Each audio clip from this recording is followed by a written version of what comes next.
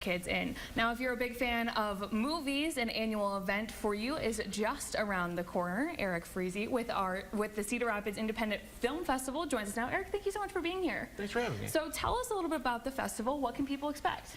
Oh, they can expect a lot of variety. You know, this is our 22nd year, and every year, it's kind of cliche to say it, but there's something for everyone. So if you like comedies, if you like dramas, documentaries, music videos, there's really something, and of any kind of length that you might, down to a 2-minute short film up to a 2-hour feature film. So we invite people to just come, look at the schedule, look for something that you think would be very interesting to you, and then look for something next to it that isn't interesting to you, and you just might find yourself a little surprised. Yeah, that's awesome. I always love events that are for everyone. You said this is a 22nd festival. What does that mean to you being 22 years in, and how has it changed over the years?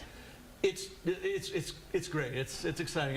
I think when the founders started out back in 2001, they had no idea that it was going to turn into something like this, that was going to have this kind of lifespan.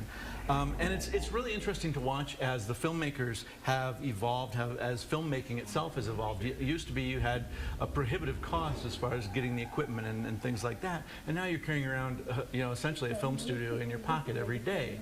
So it's neat because it's made it a lot more democratized.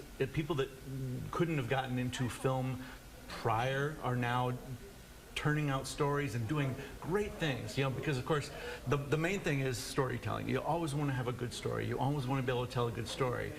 Having that accessibility as far as equipment goes has just opened up the doors for lots of people who have stories to tell but maybe didn't have a way to tell them before. Definitely. And you talk about having that accessibility. So why are small film festivals like these so important? Oh, it's critical because larger film festivals, Sundance just is announced their move to Boulder and all that, and you've got those, and you've got ones in Chicago, and you've got them in New York and obviously in LA and things like that. But these smaller festivals really highlight that hobbyist or that student. We're really big on students, and it's cool to be able to give those filmmakers who might not otherwise have a platform, give them a venue where they can have their work seen and where they can have the enjoyment of watching their work in a theater with a big screen and the sound and all of that. Right, and you said you're big on students, but are these people from the state, people from the country, from all over the world? How many people do you have?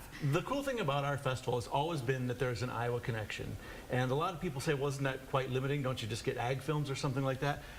Nothing could be further from the truth. We have found, and it's great, and we celebrate it, that there are people that have touched Iowa, either through education or they were born here, working in the industry all around the world. We get films from worldwide, and it's awesome to see where people are living, where people are working, and bring them back to the state and celebrate their work. And for those interested, it's next weekend. It is next weekend, April 4th through the 6th at Collinsworth Theater. Awesome. Sounds like a fantastic time. If you're into movies, if you want to try something new, go out and have a great time. Eric, thank you so much for being here.